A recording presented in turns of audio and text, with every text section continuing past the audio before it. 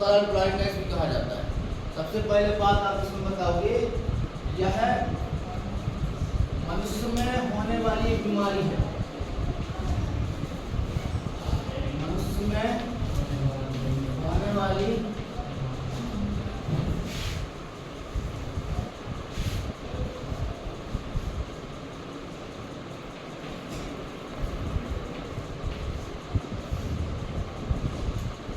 कैसी बीमारी है? इस बीमारी से ग्रसित जो रोगी व्यक्ति है ना, वह रंगों में विभेद नहीं कर पाता। ठीक है, रंगों में क्या नहीं कर पाता? विभेद।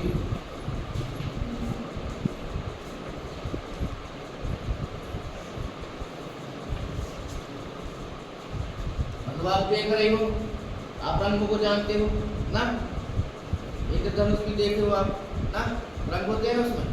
बाकी जो रोगी व्यक्ति होगा वो संकर को विभेद नहीं कर पाएगा। यह समान रूप से जो होता है, वह कई प्रकार का होता है, पर समान रूप से जो होता है हरा और लाल।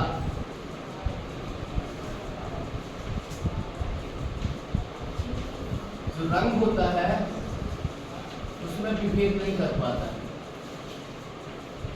विभेद या अंतर आप बोल सकते हो, विभेद नहीं कर पाता।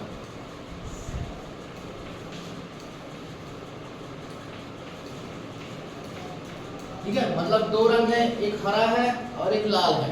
ठीक है, तो रोगी व्यक्ति को या तो हरा हरा दिखाई देगा या लाल लाल दिखाई देगा।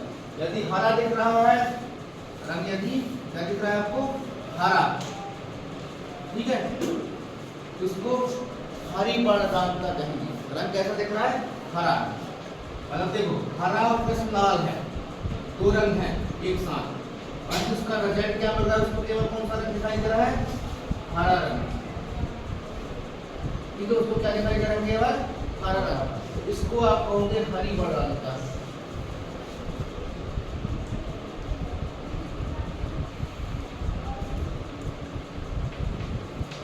इसको आप क्या कहोगे? हरी वर्णांता। समझ रहे हो ना बात को? हैं? दो रंग है एक साथ, उसको दे दिए गए, बस उसको दोनों रंग अगर हरी दिखाई दे रही तो क्या कहला जाएगा? हरा वर्ण। यदि दोनों रंग उसको क्या दिखाई दे रहे हैं? लाल। कैसे दिखाई दे रहे हैं? लाल। तो सवाल की बात है, क्या कहला जाएगा? लाल वर्णांता।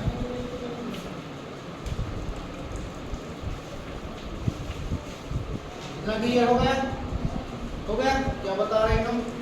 वर्णांता, जिसको कलर ब्लाइंडनेस भी कहा जाता है, बीमारी है इस प्रकार की, जिसमें जो रोगी होगा वो रंगों में विभेद नहीं कर पाएगा। और यह समान रूप से क्या होता है? मुख्य रूप से लाल और हरे रंग में विभेद नहीं कर पाता है। ठीक है, जब उसको दोनों रंग एक साथ हरे दिखाएंगे तो उसको आप हरा वर्णांता कहोगे। यदि दोनों लाल दिखाई दे रहे हैं तो उसको लाल वर्णांता कहेंगे। ठीक है, वर्णांता का जो जीन होता है वह भी हम अपने हीमोफीलिया की तरफ क्या होता है? एक्स पर होता है। जो गुणसूत्र आपके होते हैं, गुणसूत्र, ठीक है, गुणसूत्र होते हैं ना, मेल और फीमेल जाते हैं, X X female, X Y male. तो इसका जो जीन होता है वर्णांता का जीन, वर्णांता का जीन जो होता है वह भी क्या होता है? एक्स गुणसूत्र पर होता है।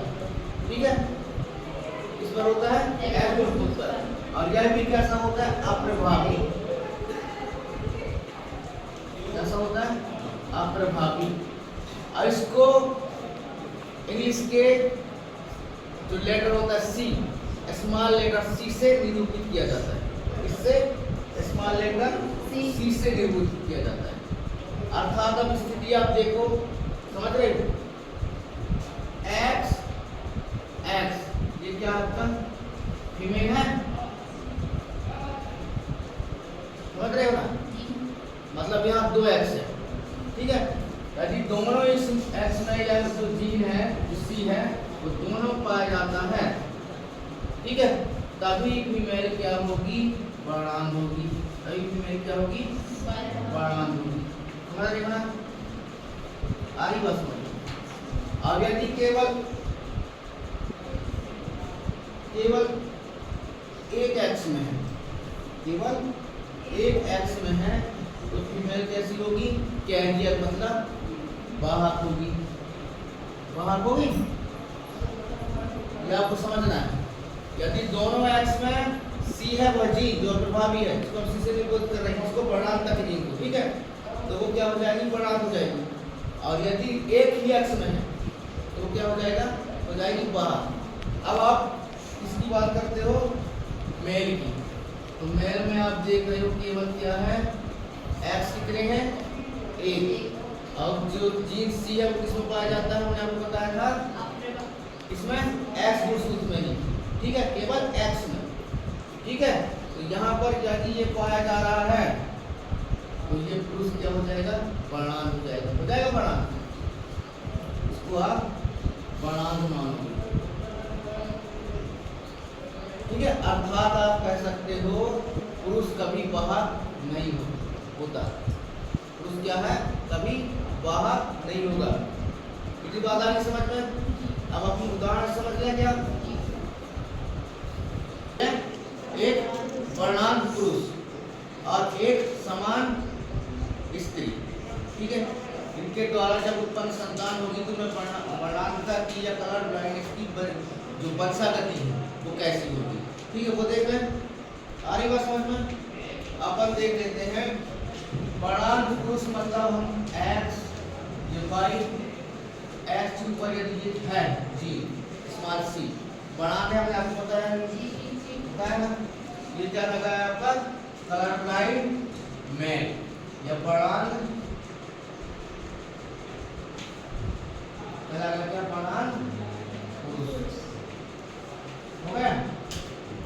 अब दूसरी ओर अपन समान स्त्री की बात कर रहे थे, इसकी तो स्वाभाविक बात है ये समान स्थिति है जी, समान स्थिति। अब इसमें आप करवाओ क्या होगा? एक्स सी ये वाई निकला है, इसमें भी आप यहाँ दोनों एक्स निकल जाएंगे, एक्स ये भी आपका एक्स निकल गया। अब वंशागति कराओ आप, इसे एक को आप पकड़ लो, इसको आप पकड़ते हो पहले इस एक्स के साथ, क्या बनेगा? एक्स सी और एक्स, ठीक है, क्या होगा ये? वाहक, वाहक हो गई, वो भी कैसी? वाहक हमेशा क्या होगी? मादा ही होगी, नहीं होता मतलब सवाल पर यहाँ पर 3 लिखना पड़ेगा आपको। ऐसे भी आपको 3 लिखोगे क्योंकि 2 एक्स हैं, ठीक है। अब इसको आप पकड़ लो इसके साथ, यहाँ भी क्या बनेगा? तो एक्स सी और एक्स ये भी क्या है? वाहक है, वाहक आ तो रही है बात समझ में? वो भी पुत्री। अब हम एक को पकड़ के काम कर लिया, दूसरे को पकड़ लिया, वाई को एक्स से, ठीक है, क्या बन रहा है आपका? एक्स और वाई क्या कहलाया जाएगा? ये समान पुत्र।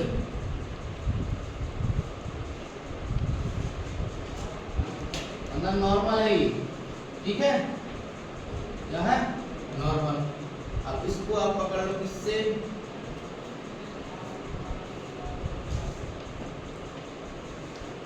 ठीक है, ये क्या बनेगा? ये भी क्या बनेगा? एक्स और वाई बनेगा, ये क्या जाएगा आपका? समान पुत्र। क्लियर? आ रही बात समझ में? आपने किस किस के बीच वंशागति कराई है? वर्णांध पुरुष और समान स्त्री, ठीक है। तो आपको 2 वाहक पुत्री मिली है, मतलब 50% आप बोल सकते हो वाहक पुत्री है ना, और 50% समान पुत्र, ठीक है।